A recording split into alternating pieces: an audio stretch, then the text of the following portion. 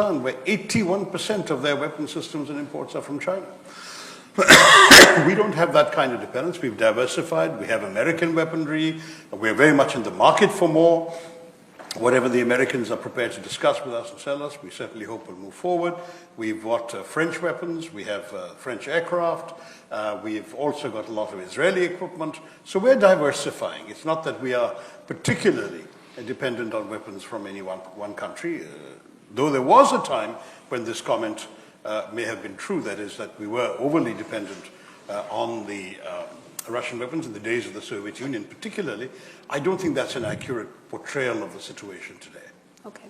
Well, you mentioned aircraft, and the question in a lot of people's minds is how many aircraft did India lose? We do know that there was some loss of aircraft, but not how many in this latest conflict.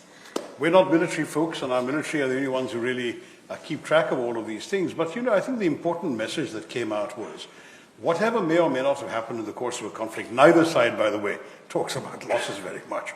And that's partially because you know very well that operational details are very closely held with the senior military people.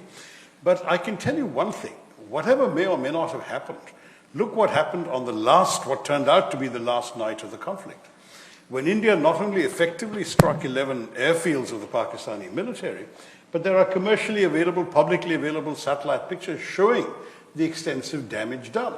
There's been craters on the runway, there have been operational command centers that have been bust by these Indian bombs, and just yesterday, the Pakistanis publicly admitted that Indian strikes were so wide-ranging and effective, they struck from as far as Hyderabad in South Pakistan to Peshawar in the northwest. So it looks very clear that whatever damage the Pakistanis believe they may have inflicted on India, it wasn't sufficient to prevent India from inflicting such extensive damage on Pakistan that they decided to request us to stop, which we're very happy to do. Okay. So India's maintained that the ceasefire occurred when the Pakistani DGMO called the Indian DGMO, requesting for a cessation of hostilities.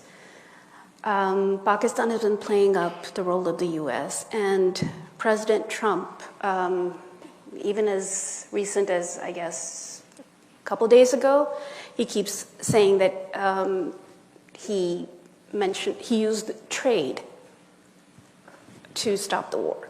See, that's not the impression I have. I can tell you that it was a public record that there were calls coming from various foreign ministers to our foreign minister, to our national security advisor.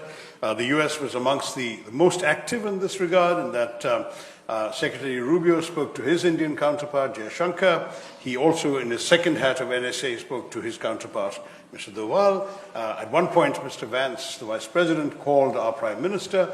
So there was a lot of calls being made, and that's true also the foreign ministers of the UAE, of Saudi Arabia, France, and so on. Many countries were concerned.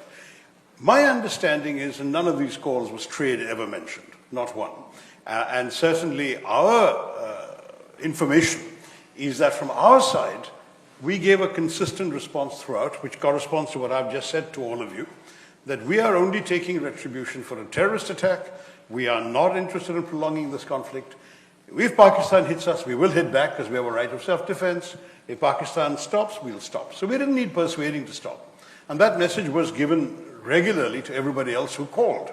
I know that some of this is actually out on the sort of Twitter timeline of our foreign minister. So it was an open thing that we're talking to people and letting them know we're ready to call this off anytime the others do. And the others were the ones who were prolonging it. Only Pakistan had one foot on the escalatory ladder, not India. In every case, they initiated, we retaliated. When they stopped, we stopped. That's the way that came to an end. So critics argue that India hasn't presented enough concrete evidence to the international community regarding Pakistan's role in the Pahalgam attack, and as per the Indian government, the success of Operation Sindoor as well. How would you respond to that? Mr. Suri, would you like to take that question? Poonam, I think this is not the